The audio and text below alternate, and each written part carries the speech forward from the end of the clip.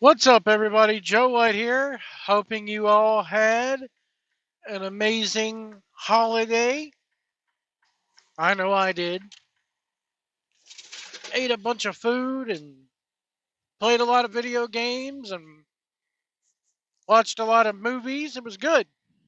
Um, if you guys hear me suddenly pause this and start recording again, it's because I have a cold and I do not want to cough or sneeze in your ears or whatever device you're listening to me on. Um, I need to talk about something. I watched or listened, I should say, to the guys over at Wrestling Soup. And one of the things that they talk about over there constantly is AEW and how far they've gone downhill. And they were talking about Dave Meltzer the other day and how he's such an AEW apologist. And they were talking about something that I've pointed out time and time again on this channel is that how him and Brian Alvarez, I think, has finally seen the light when it comes to AEW to the extent where he will talk bad about AEW on the Wrestling Observer Live shows. But as soon as he gets to record with Dave Meltzer, he immediately becomes another AEW apologist. And there have been a couple times where him and Dave have gotten into vehement, arguments, very heated arguments over AEW's booking. And about how it's one guy, Tony Khan. And Dave's answer is that, oh, well, Tony Khan's going to do what he wants to do. No matter what. It's all, what do you want me to say? He's going to do what he wants. I want you to call him, Dave, and ask him, dude, what the hell are you doing? But he won't do it because he doesn't want to lose his access. But Dave finally, I think, has split the narrative. On one side you got us, along with maybe Brian Alvarez, who will question this booking, and then you got Dave, who says things like this. Here he is with Garrett Gonzalez on their Friday show, talking about what the turning point was for AEW, and they go back to November of 2023 for it. What happened in November 2023? CM Punk shows back up on WWE TV. That's what happened. So he nails it back to November 2023, but it's also the jumping of Cody Rhodes over to back over to WWE. And it's about how, golly, sorry guys. Guys, go the speed limit out here. Please. If the speed limit is 70, at least do 70. Come on. Anyway, you jump back to Cody jumping ship, and then you got Punk 2 years later coming back over, or not even 2 years. It was what, a year and a half. Cody jumped over at WrestleMania 38, so that was 3 years ago. 3 years ago, almost. So, and then Punk jumps over right before WrestleMania 40. I mean, then you got people like Jade Cargill jumping ship, Ethan Page, Brian Pillman Jr., all these different guys, jumping ship from AEW to WWE. As I said before, Cody was just the first rat off the ship. But Dave says something like this, and this really kind of miffed me.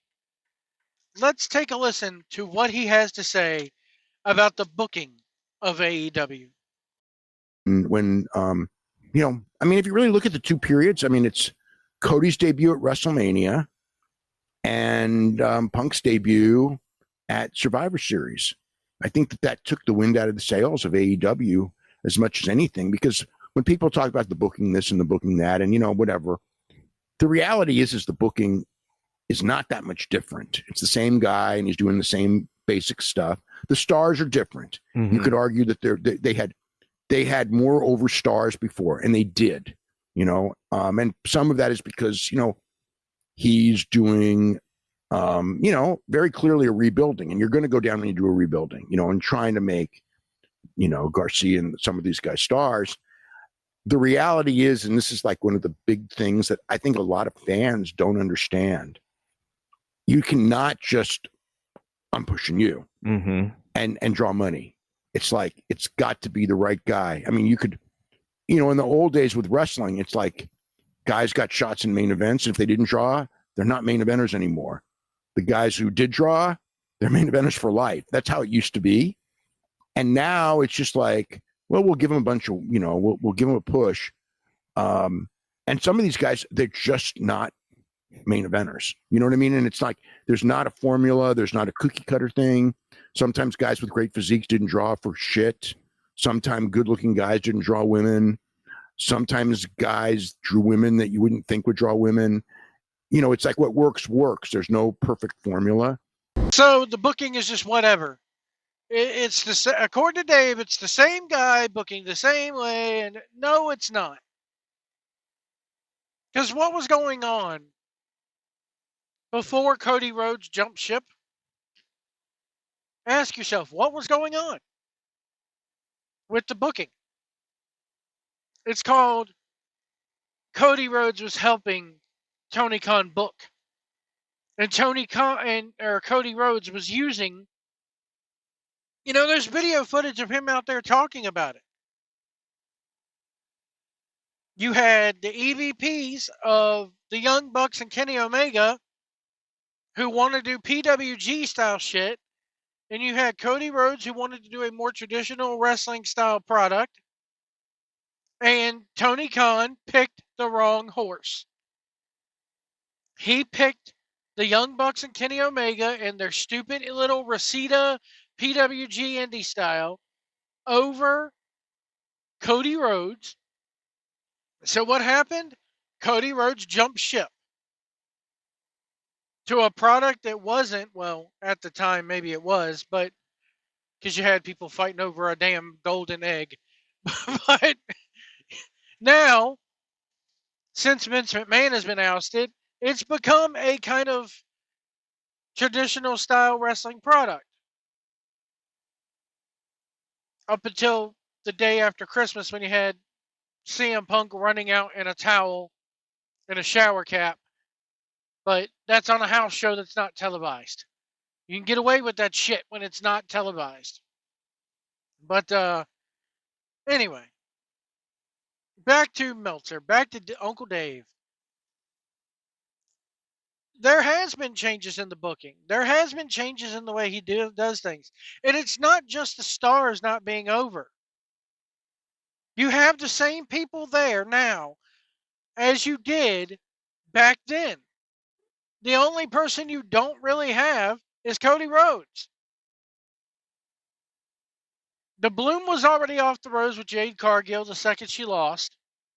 And I will say this, I do maintain the fact that if she had originally signed with WWE instead of AEW, it wouldn't have made a difference. AEW made Jade Cargill. There's no doubt in my mind about it. It's one of the few things that they got right in those early years. But they weren't doing nothing with Brian Pillman Jr. They weren't doing nothing with Ethan Page. So Cody Rhodes was the only real big star that they've lost besides CM Punk. So the booking has been the same since Cody left. It's went downhill steadily since Cody Rhodes left. You can't sit there and tell me that the booking hasn't changed. You can't tell me that it's just whatever. You can't tell me that when Tony Khan lost his filter, which is probably Cody Rhodes, that it didn't go to hell. We are now entering into Vince Russo style booking when it comes to Tony Khan and AEW. Stuff starting, stopping, stuff not making any sense, people not making any sense. It just does not make a whole hill of beans, really. Nothing does in that company. Anyway, folks, let me know what you guys think about this in the comments below. I contend, and I will continue to contend, that Tony Khan just needs to step back and let somebody else have the book. You know, Eric Bischoff was the executive producer of WCW, but he still had Kevin Sullivan booking the majority of the stuff. Cody Rhodes needs a Kevin Sullivan.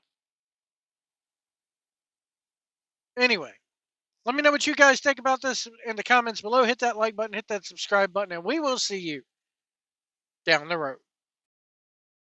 Imagine if we were all just a figment of Tony Khan's imagination.